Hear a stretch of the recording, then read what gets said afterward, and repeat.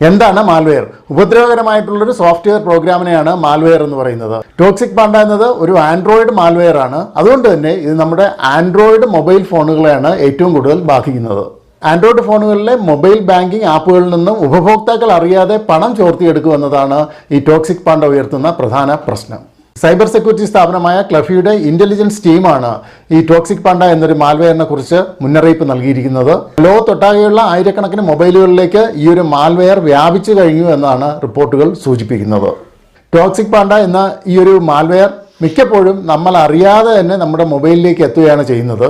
ഇത് നിങ്ങളുടെ മൊബൈൽ ഫോണിലേക്ക് കടന്നു കയറിയാൽ നിങ്ങൾ അറിയാതെ തന്നെ നിങ്ങളുടെ ബാങ്ക് അക്കൗണ്ടിലെ പണം വട്ടപൂജ്യമായി മാറും എന്നതാണ് ഇതിൻ്റെ ഏറ്റവും വലിയ അപകടം.